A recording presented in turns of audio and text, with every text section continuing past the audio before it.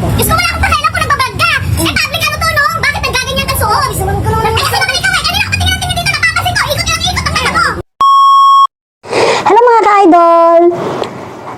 May dumaan nga pala sa akin wall at pinanood ko. Alam niyo ba mga ka-idol, medyo naawa ko sa kanya dahil nga nagtatrabaho lang naman siya bilang vlogger. Pero siguro dahil nga sa kanyang suot, maraming nabighaning mga lalaki sa kanya at yung mga asawa na kasama o jowa, syempre nagselos. So, nagpunta siya sa isang restaurant sa Antipolo at nag-vlog siya doon at kinausap niya yung mga ibang customer kung masarap nga yung pagkain, kung nag-enjoy sila. Kaso nagkaroon ng aberya. So panoorin natin mga ka-idol at mabibigyan natin to ng reaksyon. Yan, nakita niyo naman, napakaraming tao ngayon. Ayan, kanya-kanya ngayon sila ng order, di ba? Yan, sila madam, sila sir. Maraming mga comedy na tao rito.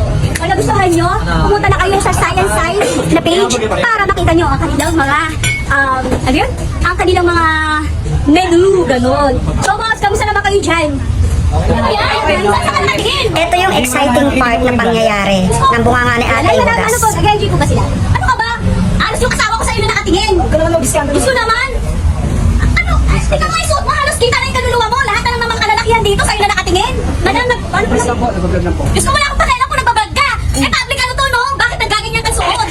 Nagbablog naman daw, nagpaalam pa yung lalaki, nagbablog lang naman daw. Wala akong pakialam kung vlogger yan. Umayos ka na suot mo. Tsaka huwag ka naman mag-isip. Wala akong pakialam kung nagbablog kayo dito. Huwag kayo dito. Diyos ko.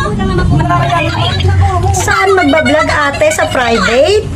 Sinong manunood pag sa private magbablog? Natural sa public. Yung Facebook na eh, tsaka page naka-public eh. Full of the world ang nakakakita.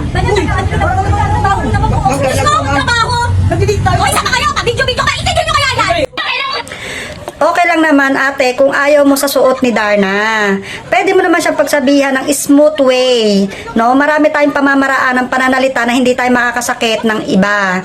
Kung ayaw mo ng suot niya at ang asawa mo ay nakatingin, pwede mong unahin ng asawa mong pagsabihan na wag mo namang tingnan yung si Darna ng ganon. Grabe, ako ang kasama mo. Malalaglag na yung mata mo eh. Ako ang kadate mo. Ganon.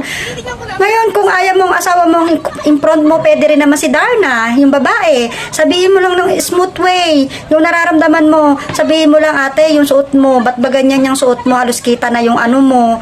Kung nagbablog ka, public to, sana medyo ay maayos-ayos ang suot mo. Ganon. Smooth way kasi Pilipino tayo, hindi tayo pwedeng ganyan, 'di ba? Nakikita yung tunay natin pag-uugali. So, yun lang aking masasabi. Uwi ka! Hindi ka